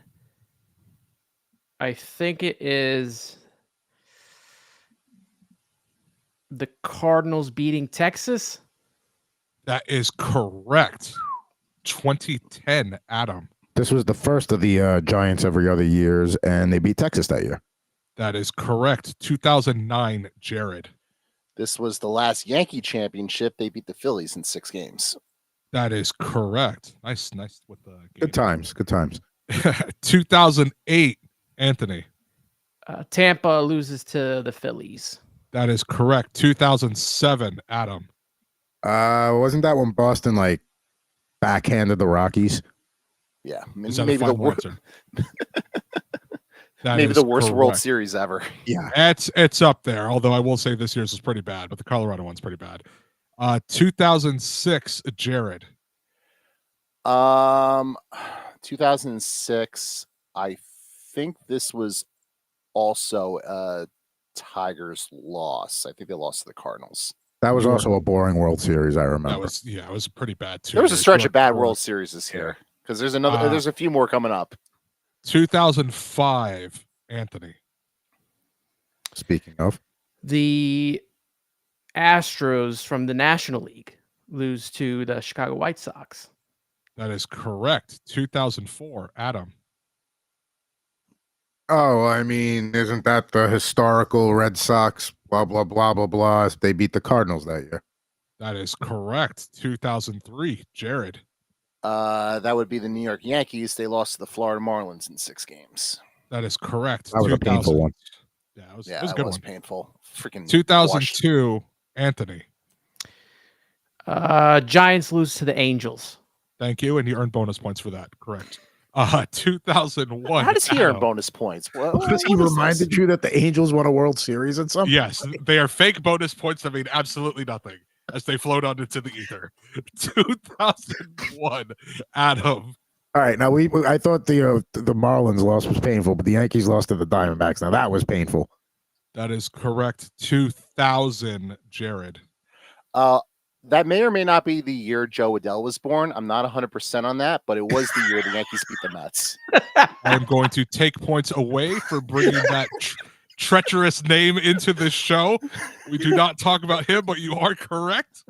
1999, Anthony. The Braves. That is correct. 1998, Adam. Oh, that was the 114 Yankee one year they beat the Padres. That is correct. 1997, Jared. 97 was the then Cleveland Indians. They lost to the Marlins. That is correct. Great World Series. 1996, Anthony. The first of the dynasty for the Yankees. They beat the Braves. That is correct. 1995, Adam. Cleveland lost to Atlanta that year. That is correct. We will skip 94. There was a player strike, no World Series. Skip 94. That's what you get, Joe, for mentioning Joe Adell's name. Yeah, well, I knew that one. Just cancel baseball for a year because Joe Adell happened to be a thing. So 1993, Jared. I think 93 was the Phillies. That is correct. 1992, Anthony. 92 was the Braves. That is correct. 1991, Adam. One of the best World Series I could ever remember. The Braves lost to the Twins. That is correct. 1990, Jared. I think this was the Giants A's World Series, but I don't remember who won it. So that's quite a predicament. I don't know. I'll say the San Francisco Giants. What year was that? 1989. Yes, that is correct. 1989. That is correct. 1988, Anthony.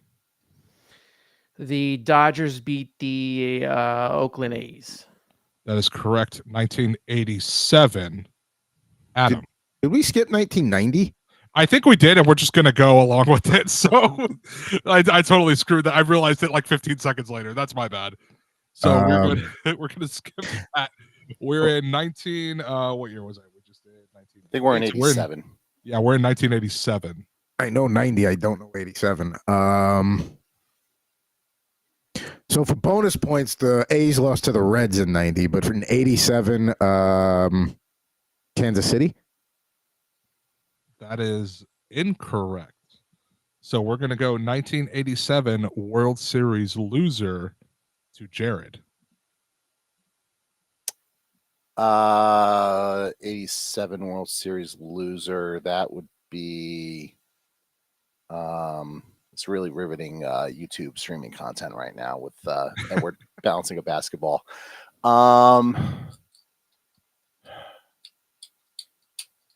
87 wasn't Kansas City. See, I don't even know who won it, let alone who lost it.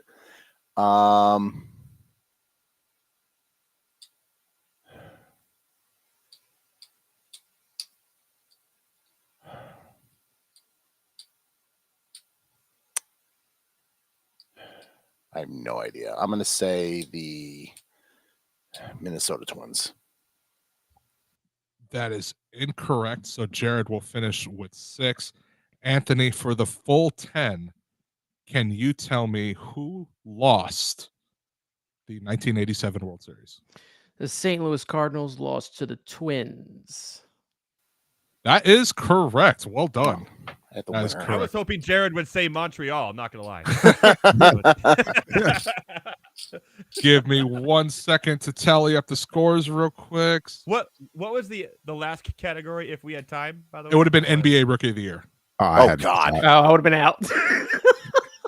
So give me 1 Right. We found next time they all come on, we're doing nothing but Rookie of the Years, We'll do baby. nothing Let's but go. Maybe if we kept it to like the 90s, I'd have a chance. But You know what? Next time they come on, I might do something fun for me. I might do like WWE Champions or something like that.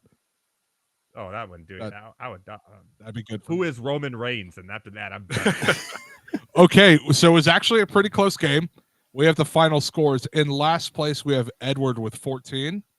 I won a round. And you still You guys lost. are crazy. You like that sometimes. Anthony in third with 16. So mean.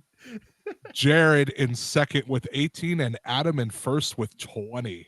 all right. Really, Dude, really dude. close. Well, at least I That's didn't lose. Twice now. He's a 2-time defending That champion. is true. now. Yes. Won Okay. twice. When do I get a So he has belt? to come on again the next time, like Jeopardy. You do it. We do this. He has to come on again to defend his crown. All Rookie of the Year, baby. Yeah, all Rookie of the Year. I'll figure out. Might give you like name me every single like Australian Open champion or whatever, like something random like Beyond that. org. I might be sick that day.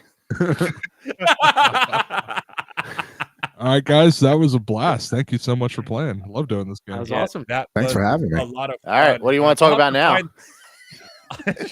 I'll have to find things to do when you guys are after I get kicked out so early on these champions. Like, I had nothing to do. I almost got my like boxing men thing down and started playing with that. I was like, what?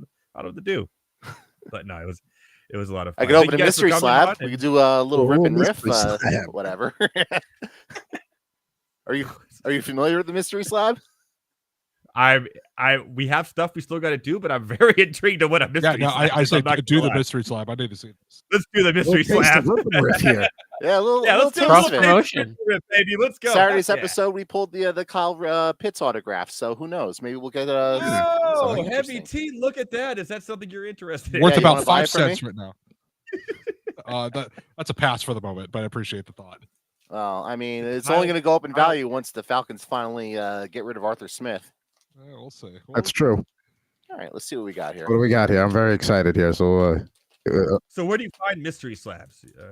So there's a store by me called Toy Wiz that deals with a lot of like collectibles, mostly like comic book stuff, like Pokemon cards, stuff like that. But they also sold mystery slabs, and so I decided for a show that I don't get paid for on BSN that I'm going to spend $600 ordering, buying all of them. Oh, hell I yeah. advised Okay. him to not do that for the record. He did advise me not to do it, and I'm dumb, so I did it anyways. but you got So we have a 2021-22 Leaf Metal Scotty Barnes autograph, Ooh. Whoa! orange rookie card. That is gold right there. I'll tell you Ooh. what. By the way, 2 years ago, NBA Rookie of the Year right there, baby. Boom! There you go. That's how we go full circle. Is it numbered? Yeah, Beautiful. So the autograph is a 10. The card itself is a 9.5. No, but I mean, like, is it numbered like on the back? Yeah, this is 3 out of 7 from Leaf. Damn. Wow. Okay. So I'm seeing that selling on eBay right now for $100. So you got your money's worth on that one. Yeah, There easily. you go. Well There done. we Nice go. ball. Scotty Barnes. By the way, Thomas Stevens, that was his comeback player of the year, Yeah. or breakout player of the year, or most improved too, which he's been balling too as well. So that's a great find right there. I'll take 3 that. out Thank of you. 7. Appreciate Damn, it. well Well done. done. Well done. Little bit of rip and riff action right there. Love it. The Scotty Barnes of Monday Night Rants autograph, 9.5 out of 10, and the 10 out of 10 on the. Oof, that's a good find. I'd rather have that than the Kyle Pitts, not gonna lie. Well, hey, the latest episode is up on the BSN YouTube right now, right? For Better Hockey Now for Anthony and I just went up a little while ago. We just recorded that with Christopher Moraes earlier today, and like Jared mentioned, Saturdays for Rip and Riff. We got a nice episode coming out this week, and for Thanksgiving we'll be doing a special Survivor Series themed episode. Ooh, yes, little WWE cards. Let's go. I will tune in for that. That's pretty cool. I might just. Can I just sit in on that episode? Yeah, as it's going on live? Can I sit in on that? We'll actually be joined by SiriusXM's Busted Open's Dave LaGreca for that one, so that is going to be a very fun one to do. Jared and I go way back with Dave. So okay. I am. Yeah, all right. Maybe we'll sit it live. Yeah. Wait a minute. Do you have a figure to open up? Not right. I am not prepared for that right now. I actually do have some figures here. Got a little box from Ringside Collectibles. I got the Cody Rhodes action figure with the torn pec. Beautiful. You might have to crack it. Oh, I don't know if you want to open them, but this one I might open. I also have some AEW figures, but it's kind of weird if we're going to open AEW figures on a WWE Survivor Series centric show. But yeah, got like the Danhausen, Very Nice, Very Evil. You guys are making Heavy T really happy right now. Geeking the hell out right now. Like, oh my God. I know. Well, I want to get this one signed, but I do have the starting lineups for tomorrow's unboxing right near me, but I can't show them because then it ruins the whole guessing game. So can't do that. It does, and the guessing game is a very pivotal part of the show, and I think we're gonna have to let our guests participate in that one tomorrow. Yeah, which will drive me nuts, but it is what it is. All right, so we got Better Hockey Now, just released today. Check it out, and that's like DFS plays, injury news stuff, fantasy, betting, overall storylines, weekly hockey podcast.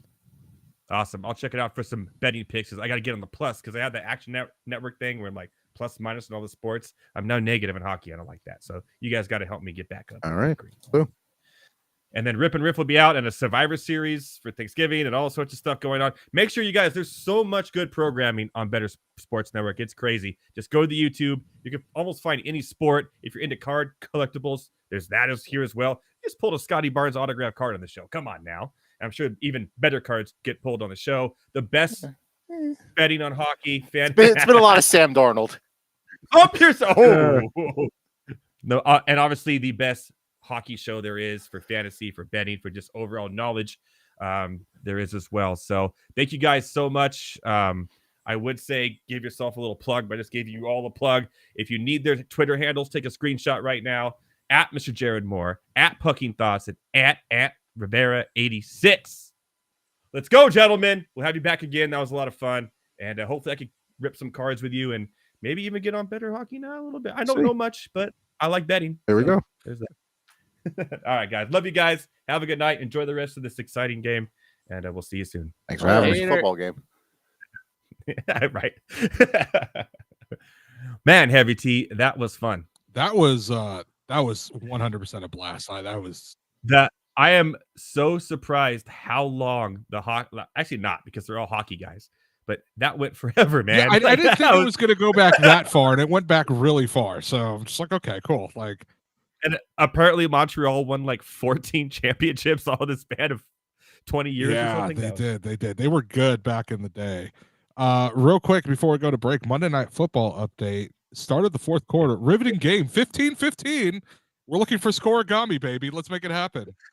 Let's go, baby. Let's go. Not the numbers you'd want on your Super Bowl squares either. That's for sure. True. But it can't end this way. So there you go. Any big players balling out, really? I have no idea. I know Cortland Sutton decided to turn into prime Randy Moss for the first half and screwed me in fantasy. So 749-1. Gabe Davis 2 for 55. Kincaid 5 for 51 and a touchdown. Shakir only 1 for 24. Diggs 3 for 34. The running game is 9 for 68 for Latavius Murray and a touchdown. Only 7 for 41 for Cook and only 2 receptions.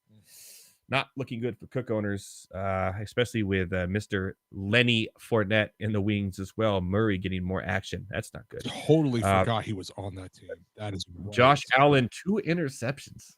Ugh. Not playing his best football. Hey, can CJ Stroud win the MVP and Rookie of the Year the same year if he keeps it up? These other quarterbacks are not playing as well as he is. You know, I did see something that Jim Brown is the last person to win Rookie of the Year and MVP. So, I mean, his stats are even better than Mahomes, and you got to be.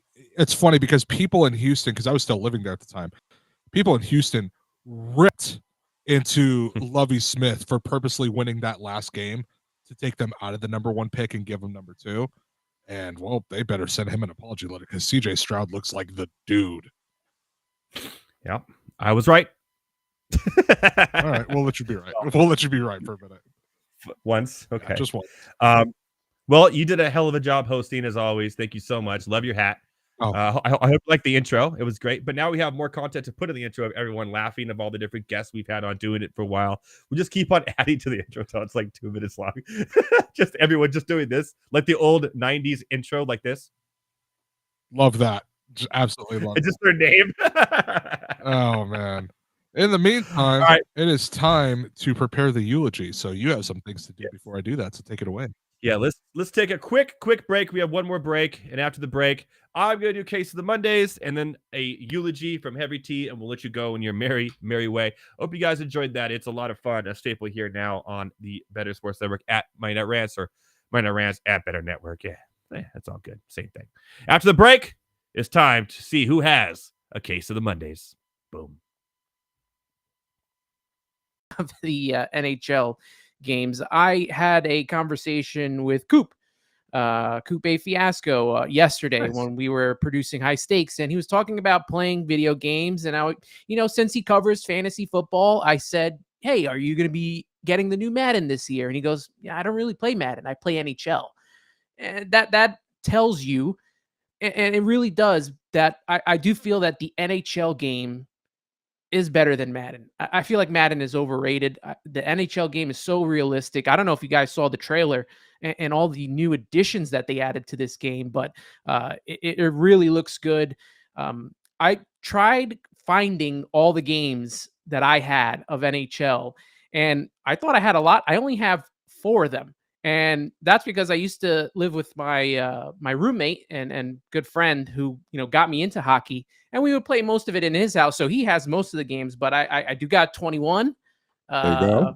I got NHL 18. We got Connor McDavid up there. NHL 12, I think, was the start of the new consoles for me. But the big one, the Holy Grail of NHL games. NHL 94 for the Sega Genesis right there. Look at that. Look at that beautiful cover. Look at it. Looks like a VHS tape. That's how good this game was. No, let me stop you right there. So people, VHS tape, if you don't know, it's this like rectangular black plastic with the magnetic tape on the inside. Tape's this big. You put it in something called a VCR. For a little while, there was something called Beta that didn't last too long. Look at this cartridge. I mean, they're not cartridges anymore. They're either discs or those little memory cards. But man, that thing is thick, right? And you don't even need a cartridge or a disc anymore. You can buy the digital version. And then you got Ron Barr on the book. I mean, he used to be always in the intro telling you about the team and what was going to be happening in the game. So NHL 94 is by far my favorite game, sports game. I love that game.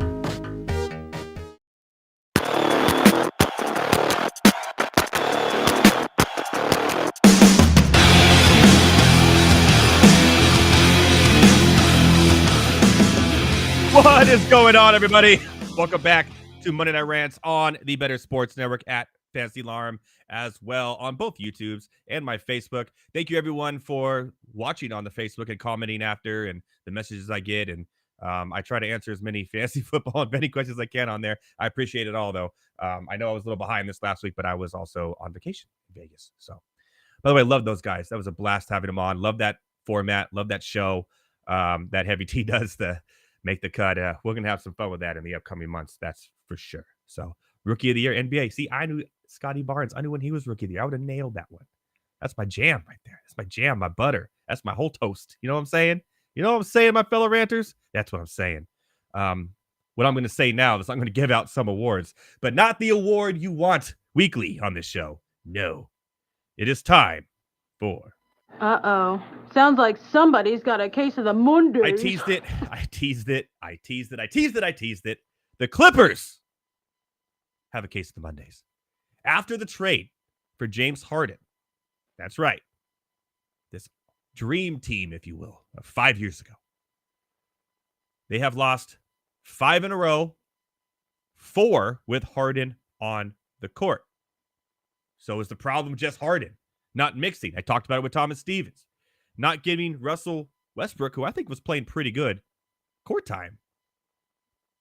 We were right. We said it wouldn't mesh and it would be sloppy. It's been very sloppy. But get this stat that sums up why James Harden and the Clippers have a case of the Mondays.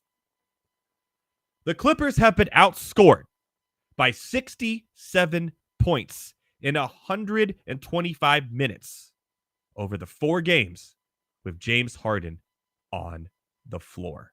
That's right.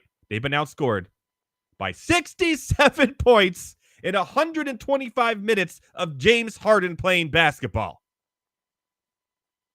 This was a team that was supposed to have a good defense. They got rid of it, a lot of it for him. It's ugly, and it doesn't get any better tomorrow night as they are playing the defending champions, the Denver Nuggets. James Harden and the Clippers. Uh-oh. Sounds like somebody's got a case of the Mondays. Trevor Lawrence and the Jags.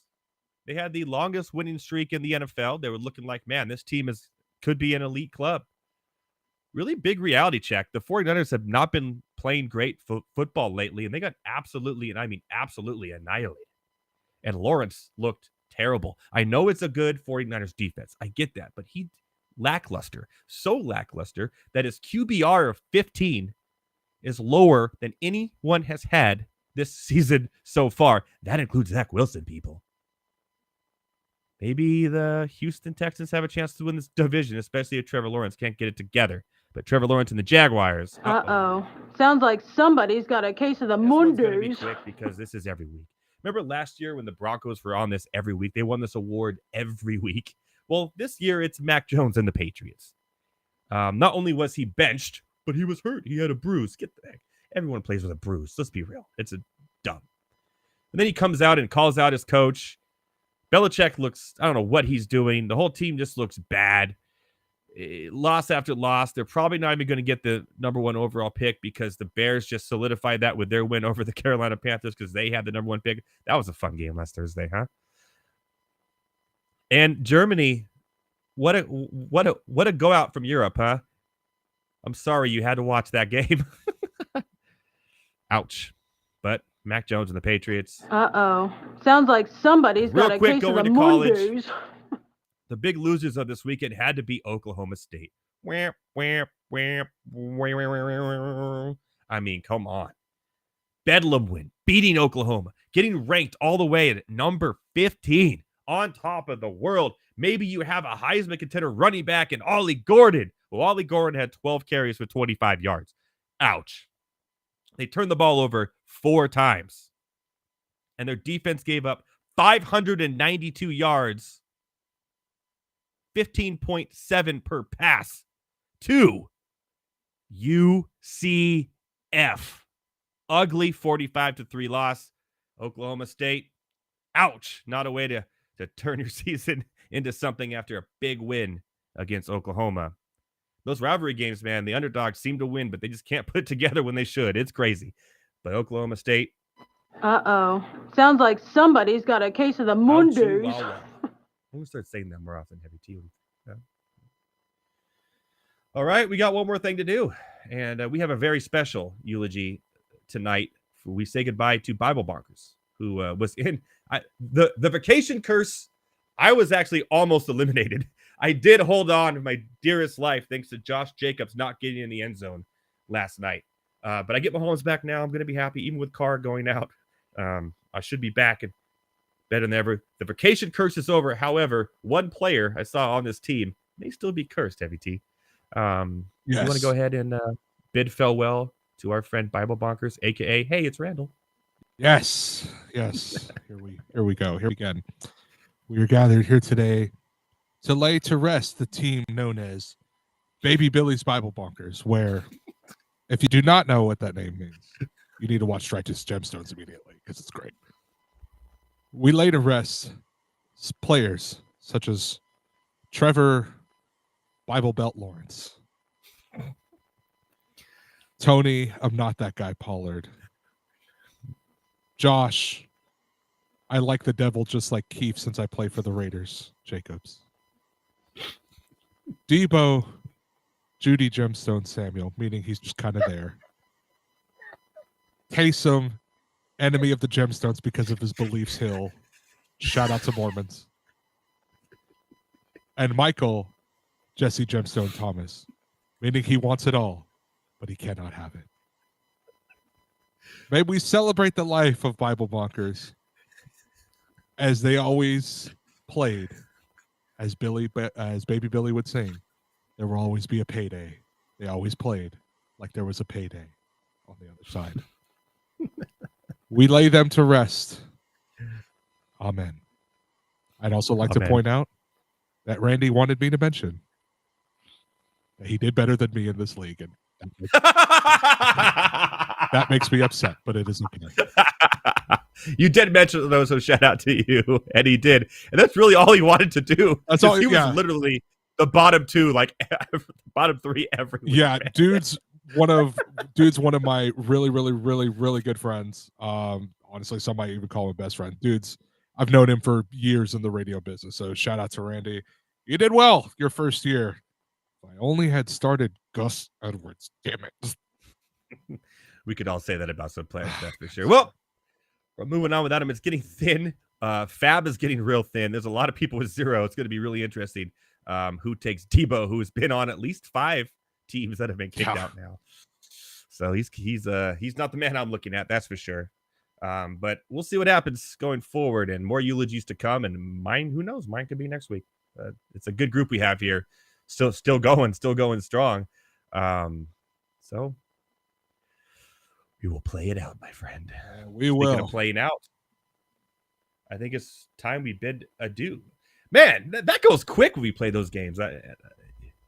It's insane. We should do it more often. We should have more fun like that more often. Just there's like straight, just I know we didn't give out any bets this week, but I'll give out some bets. And I did crush it yesterday in college. I just haven't had time to do any research for this week, but I'll put out some bets on Twitter and on Facebook for you guys of when I do my research and everything. So I'll still have it, just not on the show. But next week we'll bring it back. Heavy T, what are we doing next week? Anything special? Oh yeah, you're gonna be wearing a pickle outfit. Right in time for Thanksgiving. Hallelujah. Hallelujah. Definitely. I love it here. Definitely. Don't let me forget to ship that to you. I have it in a box ready to go. I gotta get that out. Don't forget to ship it to me. There's your reminder. Yeah, and that's the last one I'll get until there you go. Too. I love it. All right, everybody. Well, from myself, from Heavy T, from Thomas Stevens, everyone at the Better Sports Network, everyone at Fantasy Alarm, go to fantasyalarm.com right now. Get your pro subscription. Get access to everything. All the DFS stuff for Week 10 crushed again.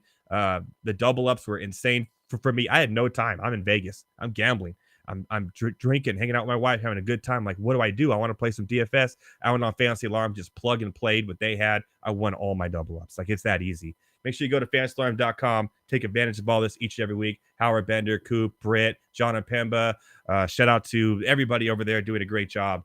Until next week, my fellow ranters, shout out to Taj McGowan. We'll see you soon. Boom.